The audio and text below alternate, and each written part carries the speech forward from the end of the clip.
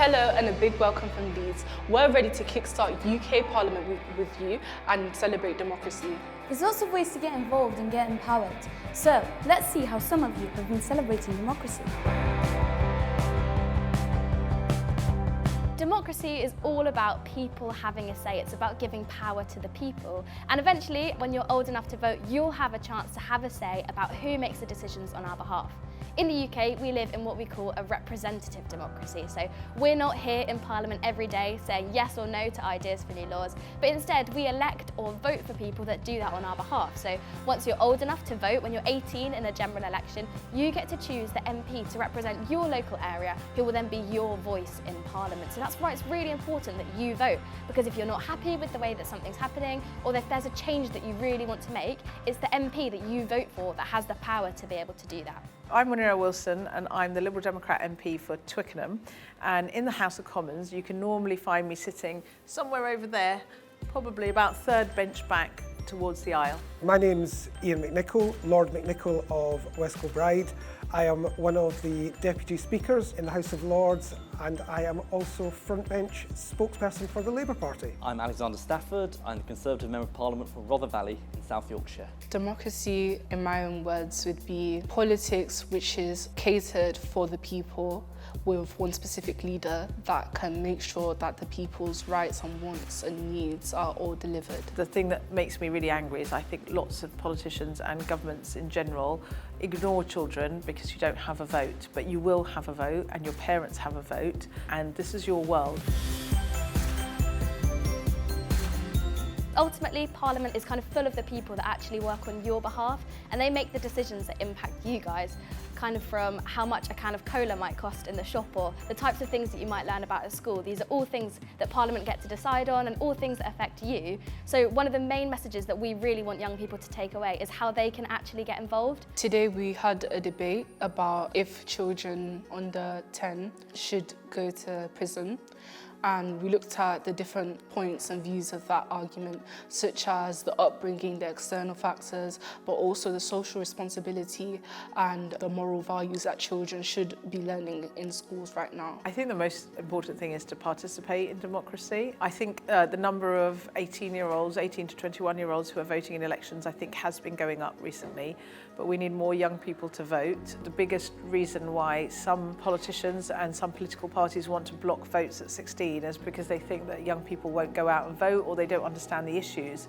I want you to prove them wrong. Imagine you turn a blind eye on a 10-year-old who committed a severe crime, maybe a murder. Wouldn't that technically encourage the 10-year-old to go and commit another crime? What we're saying is that maybe they could be put in a centre, which is less like a prison, and then there they could be taking all the extra learning that they need and still be separated from society, not allowed to just roam the streets. Some of the best skills are actually listening skills, being able to listen to people, being able to listen to the debate, understand the issues, understand what people's concerns are, even if it's not obvious in the first instance. When that child grows up and becomes an established member of society, they will just continue to do these offences. So if you don't nip the bud while they're still young, you're just creating another criminal. Well, you may not understand what rehabilitation is, but what we're trying to do is get them to change.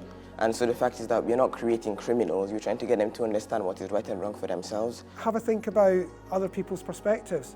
Well, why does somebody else think the opposite to me? And when you can understand what people who disagree with you think and why they think it, it makes your ability to argue and to debate them even stronger. To summarise everything that we said during this debate, we still believe firmly that children should be incarcerated.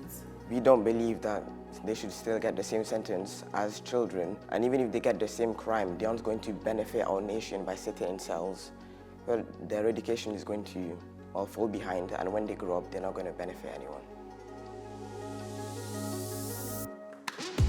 I think it's important because it shows us how in the UK we're able to have like the choice to have a freedom of speech, which not many countries that have access to do that. So we're able to voice our opinion and have like a little bit of experience beforehand when we are old enough to do it ourselves. Some skills I put in practice today while doing that debate were being respectful, tolerant, and trying to repair those faults and make sure that our rebuttal is very strong. It's your UK Parliament! Parliament makes decisions that affect every part of your life, whether that's your schooling, whether it's how much taxes you pay. Parliament makes decisions that affect your life. And because the House of Lords, no individual party has a majority, you need to win the argument. It's not just people down in London making decisions about things that don't impact you, but they're making decisions that affect the things that you do on a day-to-day basis. So I think it's so important for you all to learn about what happens here in Parliament, because also one day you'll be voting for the people that work in here and make those laws. So it'll be really good for you to be able to understand that system and how things work and how your vote will matter in the future. I think it's really important for young people to have a say. Being able to vote on different issues is really important as well to help get a more younger perspective. I think it'd be really interesting to maybe get to interact a little bit with some of the people that actually do work there. My name is Hilary Benn. I'm the Member of Parliament for Leeds Central. I represent the people who live in my community, and democracy is a very precious thing. It was hard fought for. It's fragile, it needs to be nurtured, it needs to be protected. It's our Parliament, it's everybody's Parliament. It's here for the people of the country. In Parliament we have our MP who is the voice for everyone in the area. We have the freedom to message them and voice our own opinions to them, and I think we're very lucky to have that. If I wrote you a song, if I got every word perfectly weighted on a thin piece of paper. So if you wanted to get in touch with a member of the House of Lords, you can go onto the parliamentary website. You can search for people by name or probably more importantly by interest, and then underneath it there will be their email address. And if you make a good argument, they may well take your argument and use it in Parliament. Would it make any difference? Would it change for the better if I wrote you a poem, if I posted a letter? So my name's James Daly. I'm the Member of Parliament for Bury North. I, as a Member of Parliament, want every single person, no matter their age, in my constituency, and I know my colleagues share this view as well, to be involved in how the decision-making of this country is made. Make sure that you are able to speak to either your Member of Parliament who can stand up on the green benches in the House of Commons and say, I've been speaking to young people in my area. They want action on climate change. They want votes for people who are 16. If you are there, if you have a voice at the table, you can change things for the better. We love seeing loads of young people come to visit Parliament. Often there's a lot of overwhelming excitement where kind of the people with the power to make decisions actually work. We're going to London tomorrow night, and in the actual Parliament building we're doing a workshop that's included within the tour. So we get to see House of Commons, House of Lords, so it will be really interesting to see the fundamentals of what happens. It's kind of interesting listening to the ideas or the opinions of people as they come to Parliament, because sometimes they've seen it a lot on TV, and when they actually come and visit in person, things look a little bit different. Like, one of the things I often hear is that the House of Commons chamber is actually a lot smaller than people kind of would expect it to be when they see it on TV. The room is actually only made to hold a kind of just over 400 of the MPs, even though there's 650. One thing you'll realise is what you may see on television, maybe Prime Minister's questions, is the one a lot of people see, is that's not actual real politics. That's a show, it's a theatre, it's sort of two sides which come together for half an hour a week to do battle. Majority of politics goes on in committees where you work on a cross-party basis to actually make the changes that help everyone. So if that puts you off when you see the sort of argy-bargy people shouting at you, don't. That's not real politics. Real politics is Labour, Lib Dems, Conservatives working together to come up with a consensual agreement.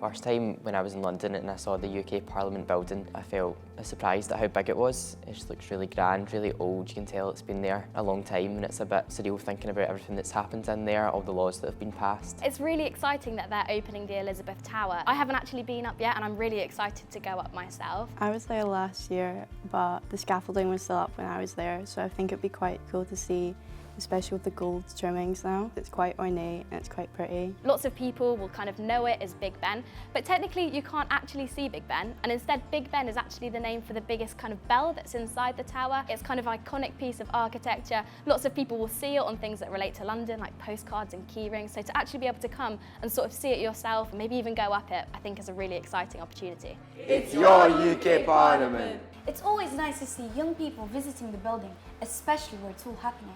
Yes, but sometimes it's not always possible to visit there. But that's okay, because you can still see the beautiful building by having a virtual tour.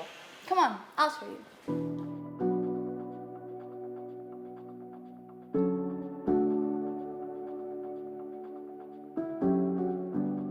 These online tours are interactive and guided too, so you can get to see the House of Lords and the House of Commons chambers. That's another task you could start this week. So take a look around our iconic chambers of UK Parliament. Put that onto your to-do list. There's so much to do this week, but so little time. But don't worry, you can carry on your road to democracy throughout the year. Make sure you get a teacher or a parent to sign you up so that you can receive a free UK Parliament Week kit.